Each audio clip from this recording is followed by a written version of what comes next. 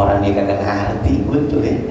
Iya, capek banget dan seterusnya. Biasanya kita marah sama seseorang disebabkan kita ngerasa lebih mulia, lebih hebat, lebih segalanya ketimbang lawan bicara kita. Maka ciri khas orang-orang yang beriman, dia mampu mengendalikan emosinya.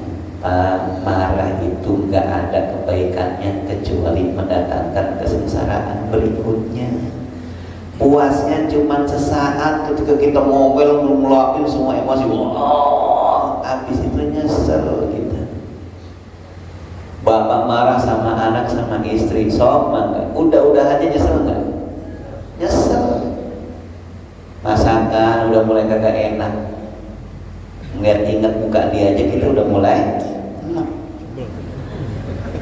Pulang ke rumah serba salah, betul ya? Rumah yang segitu nyaman aja kadang kagak enak ditempatin, akhirnya kagak mau balik. Coba sengsara gak kita? Mana malam-malam musim hujan masih ada Alabama dikunci, coba kalau dibuka masih bagus gitu di lemperan itu. Semuanya Pak, ngomelin anak coba deh. Bapak habis ngomelin anak nyesel nggak? Nyesel Pak, banyaknya menyesal kita. Karena kalau udah mulai ngomel selesai, iman kita udah mulai nongol lagi tuh, disentil kita. Apa yang mau diomelin dari bocah yang baru umur 6-7 tahun, kita mah umurnya udah 40 lah, gak sama tuh ilmu 7 tahun, ilmu 40 tahun. Kudu disamain ilmunya. Kamu ngerti nggak? Ya nggak ngerti Bu, ilmunya beda, betul ya? Nah kita ngomelnya main, anaknya umur 7 tahun ilmunya seberapa dengan kita yang udah 40. Nah makanya kata iman, setan lewat bodoh masuk lewat amarah. Kemudian syahwat dipesenin ya Pak. Ketika iblis sudah disampaikan pesennya oleh Musa alaihissalam, kemudian iblis ngasih tahu tentang apa aja sih yang bisa membangun ini. Apa kata iblis Pak? Kita dilarang Pak, wa iyyaka an tajlisa ila imra'atin laysat bizatin muhramin. Jadi kita jangan sampai duduk bersama perempuan yang bukan mahram, bizatin muhrimin, yang bukan mahram. Nggak boleh tuh, dilarang banget. Kenapa emang? Fa inni rasuluha ilaika wa rasuluka ilaiha. Sesungguhnya aku yang akan menyampaikan syahwatmu kepadanya, dan aku juga yang akan menyampaikan syahwat kamu kepada dirinya. Kalau kita banyak duduk dengan perempuan yang bukan mahram, coba deh, bahaya kan? Bahaya kan? Baru duduknya aja udah sih, pandang-pandangan selesai. Zaman sekarang nggak duduk sama-sama barangkali karena kelihatan orang, lewat chatting, bisa nggak? Bisa Bu? Lewat medsos, lewat WA, lewat DM, bisa? Sama, maksiat bukan tuh?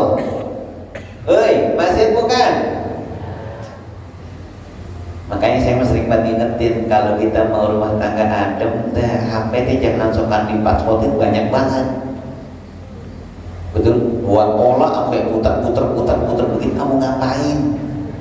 Hah?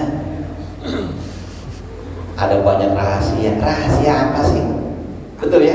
Iya, supaya kita dijagain Pak. Maksiat besar itu awalnya pasti dari yang kecil. Mulai sok-sokan ramah, tegur sapa, udah gitu bercanda-bercanda, mulai ngobrol sepanjang jalan. Habis itu coba makin naik, setan semuanya udah isi. Begitu kan? Halo? Enggak, bukan orang sini.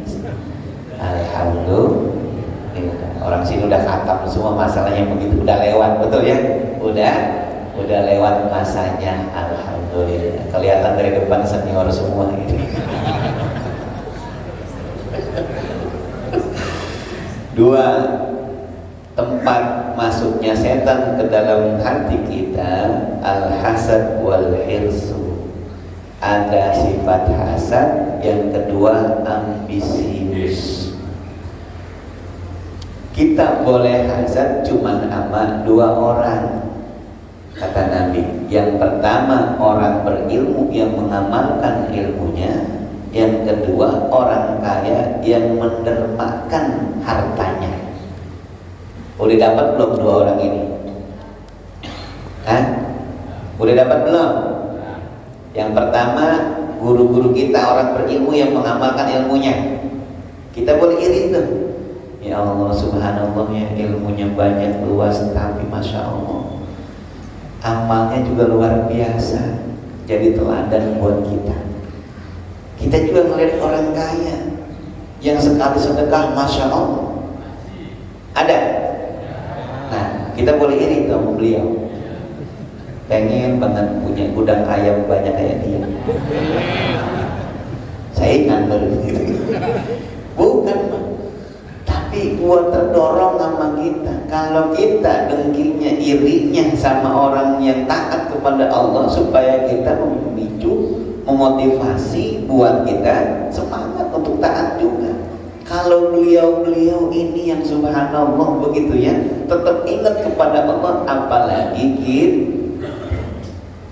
sesibuk itu ngurus usahanya tapi masih ingat Allah. Sholat subuhnya berjamaah, ngajinya nggak pernah bolong. Coba, lah kita sibuk apa? Sibuk dengki doang sama orang. Sampai orang sempat ngapa-ngapain, repot nggak Pak? Baca Quran malam Jumat orang, malah kita ngegelusuin yang lagi baca Yasin. Coba, ada yang begitu? Ngaji orang tapi malah ngegelusuin yang lagi pada ngaji. Ada yang begitu? Sedekah kagak tapi malah ngegelusuin yang udah sedekah. Mau lihat dulu lah. Padahal mah dia sendiri orang ngasih bis. Bukan orang sini pasti, betul ya? Bukan, insya Allah orang sini mah sama. Repot betul dosanya. Yang kedua ambisius Pak. Kita punya ambisi boleh, yang kagak boleh lepas kontrol ambisinya. Pengen kaya boleh nggak? Boleh nggak pengen kaya? Boleh, tapi kamu ngapain kalau jadi orang kaya? Kamu ngapain? Nih. Contoh. Kalau bapak ibu sekarang kasih duit 20 juta, berapa duit yang mau disedekahin? Oh, cakep semua. Lalu kalau, tapi di belakang masih dipikir Pak Haji, berapa ya? Masih mikir dia. Padahal cuma kalau. Taruh habis kita ngayal lagi, betul. Kalau aja masih ada yang ngitung 2,5% berapa sih? Masih kalau. Oh gimana bener, makanya kita gak pernah dikasih 20 juta, betul ya? Iya, cuma ngayal dia masih pelit. Bagaimana kalau pas punya pisan, gitu ya? Bukan orang sini, jangan baper, orang sini mah ahli ngaji, betul ya? Alhamdulillah. Hasad sama ambisi. Boleh kita punya ambisi dunia Bapak Ibu, tapi harus ingat dunia itu bisa jadi celah setan godain kita, atau bisa jadi jalan kemuliaan. Buat orang-orang yang beriman, orang yang soleh, dari mulai merencanakan sampai nanti mendermakan hartanya, itu jadi jalan kemuliaan. Proses nyarinya mulia, nggak main curang, nggak menabrak batasan-batasan larangan Allah Subhanahu wa Ta'ala. Ketika di dalam genggamannya dibelanjakan di jalan-jalan yang Allah suka. Coba dah lihat para sahabat yang kita kenal aja Bapak Ibu, sebutin sahabatnya yang kita kenal, sebutin.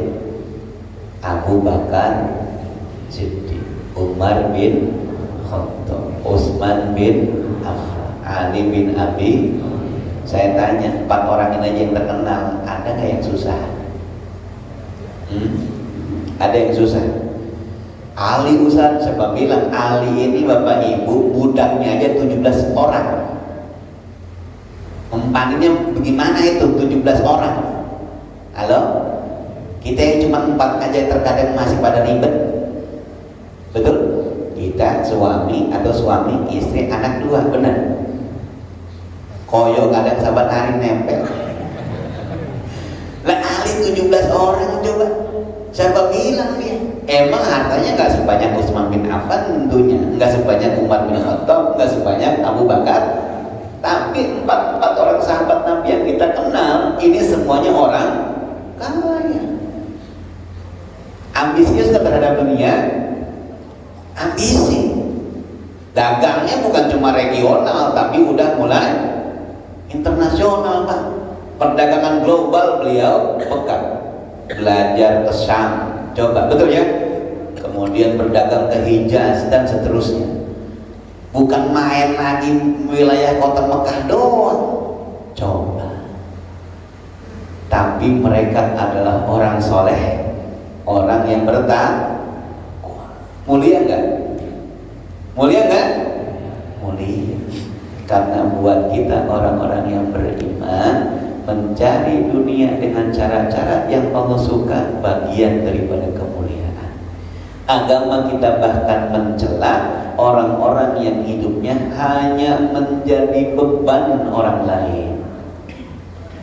Siapapun, Pak, kita jangan pernah pengen menjadi beban orang lain, termasuk menjadi beban anak-anak kita. Awas nih orang tua, nyekolahin anak supaya nanti diurusin sama dia. Jangan. Nyekolahin anak itu emang kewajiban kita yang Allah titipkan, amanahnya sama kita. Perkara nanti dia beriman dan bertakwa, bakti sama kita, syukur walhamdulillah. Tapi kita nyekolahin dia tinggi, ini bagian daripada menunaikan amanah. Maka lain pasti hasilnya, Pak. Nggak jadi tuntutan. Kita pasti membimbingnya rada enak itu, cuma ngingetin buat taat kepada Allah. Karena anak kita kalau udah taat, pasti dia akan belajar bakti kepada kedua orang tua. Paham ini? Paham? Jangankan kepada orang lain, sama anak kita aja kita nggak boleh jadi beban. Betul ya? Maka mudah-mudahan Allah Subhanahu wa Ta'ala berikan semuanya sama kita kemudahan. Amin ya Rabbal alamin. Doa itu biasanya kan 3, Bapak Ibu, ya. Hapunten ini, saya biasanya kalau berdoa ke depan Ka'bah nggak banyak. Betul. Paling 3. 1 minta apa? Sehat. 1 minta kuat iman Islam. 2, jadikan hidup saya bermanfaat dan jangan jadi beban. 3, di penghujung usia husnul. Kelar nggak hidup kita segitu doang? Cukup nggak? Cukup nggak? Cukup. Oh, kok cukup? Cukup, Pak. Kita pengen nggak jadi beban, pengen punya rumah, dong kudu minta mau anak bangun sendiri, punya duit gitu. Pengen punya mobil bagus, beli doang ke showroom, duitnya nggak sedari anak kita udah punya, betul? Jadi beban nggak kita? Coba kita pengen bantu rumah tapi minta sama anak, ribut nggak kita? Ribut, kita nih belum punya, mak minta apa baik? Ini masih utang ini. Pengen pindah lagi dari TWI ke Grand Wisata. Coba. Tapi kayaknya orang sini kalau suruh pindah nggak pada mau, betul Pak ya? Betul ya? Mau nggak suruh pindah ke Grand Wisata? Mau nggak? Enggak, orang kagak ada yang nyuruh. Sampai mau beliin. Kalaupun disuruh kayaknya nggak bakal mau, betul ya? Kagak ketemu deh yang kayak gini. Bener Pak? Al-Baitul Ma'mur mau ketemu yang kayak gini, Masya Allah, nikmat betul sini Maya. Orang-orang soleh mulu isinya, alhamdulillah.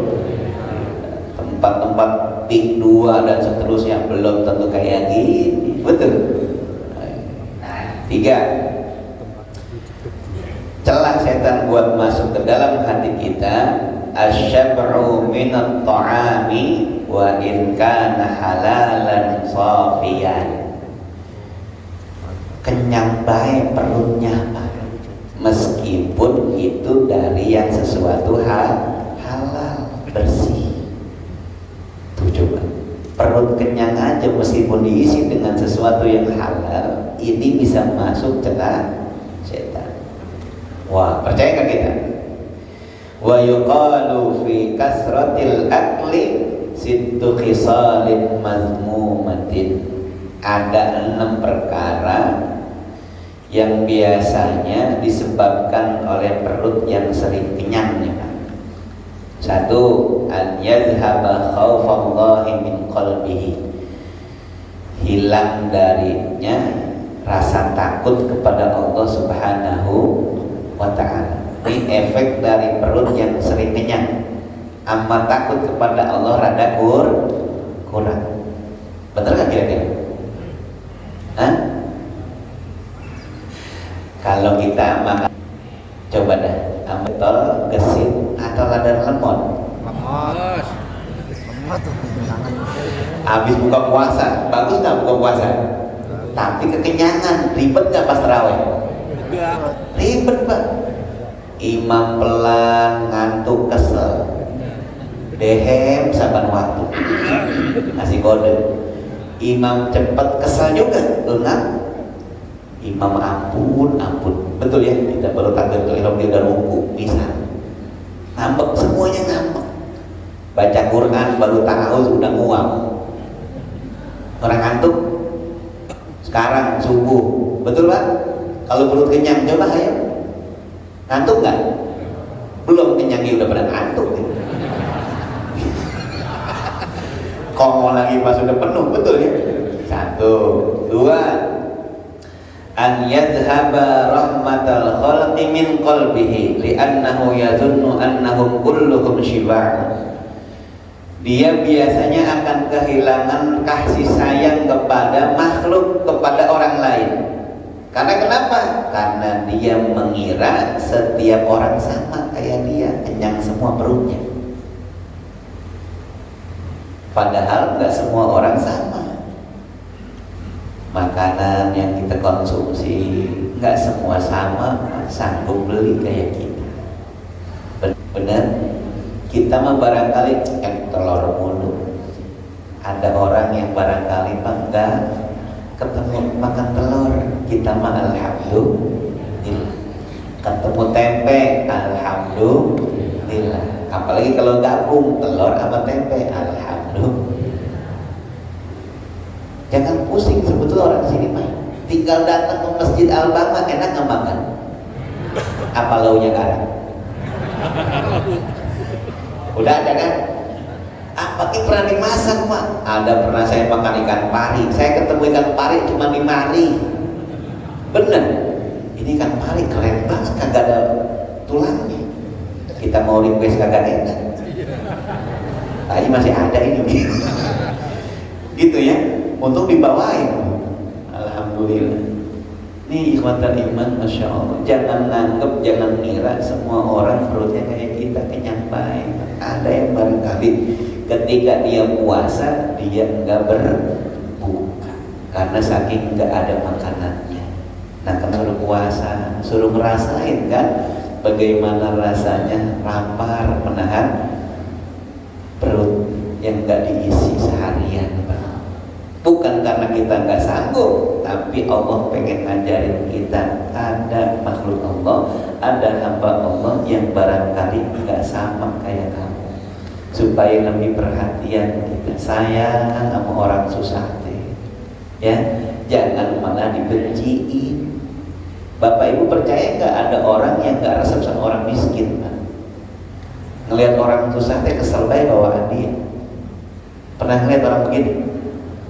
Hah? Tuh yang kalau pas ngantri saudara-saudaranya ngambil zakat nganturnya kurang sopan.